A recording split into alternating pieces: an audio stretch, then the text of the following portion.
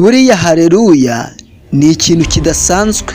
Haleluya yifitemo imbaraga zibasha kugira ububasha ku bintu by'umwuka ndetse no ku bintu bifatika.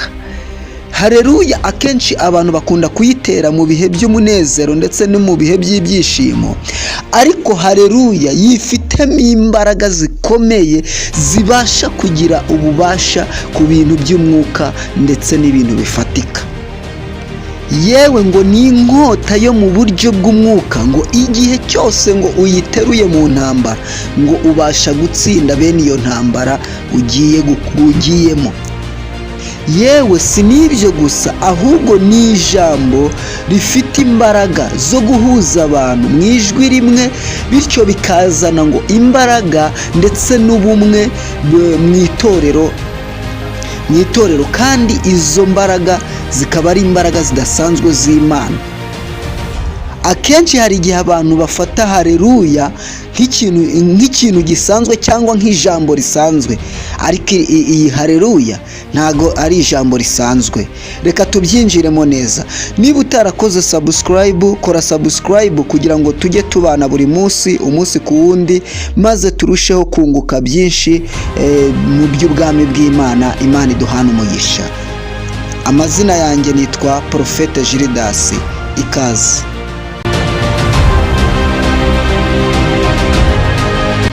Ngo ubundi ijambo haleluya mu giheburayo ngo risobanura ngo muterane impundu mushime Uwiteka Imana.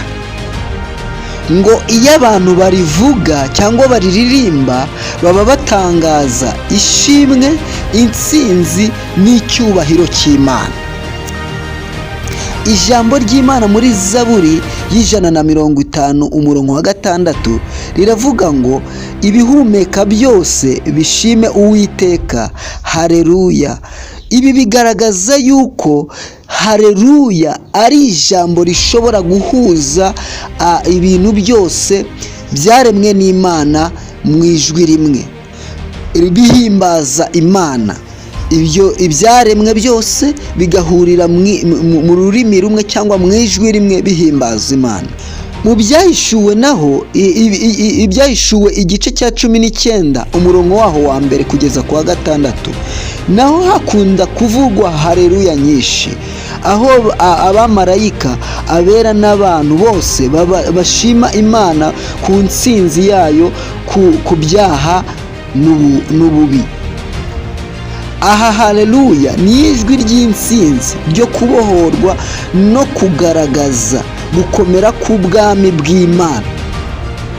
Ngo kandi gutera haleluya bifungura kwibuka ko Yesu amaze gutsinda urupfu n'ikuzimu, bityo bigatera kwizera no gutsinda ubwoba. Iyo ugiye mu isezerano rya kera wasangaga ngo Dawidi yarakundaga gukoresha haleluya cyane muri Zaburi.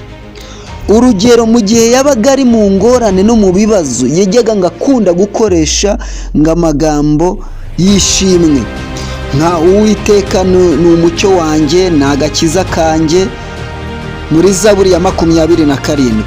Yateraga haleluya atari uko ibintu byose kuri we bimeze neza, ahubwo kubera ko yabaga aziye neza yuko Imana bari kumwe, nicyo cyamuteraga gutera haleluya.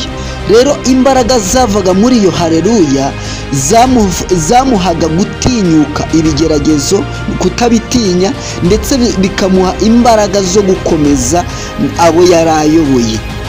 Haleluya rero urumva ifite imbaraga zidasanzwe. Reka dukomeze.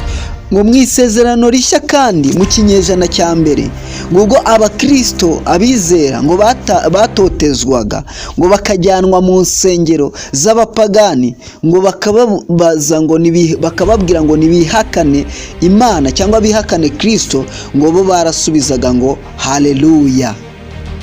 Ngiryo jambo ngo ryafatwaga nk'ijwi ry'ubutsinzi, ngo risobanura ngo nubwo mudutwika cyangwa nubwo mwadukorera ibyo byose bibi bakorerwaga, ariko Uwiteka Imana ari hejuru yabyo.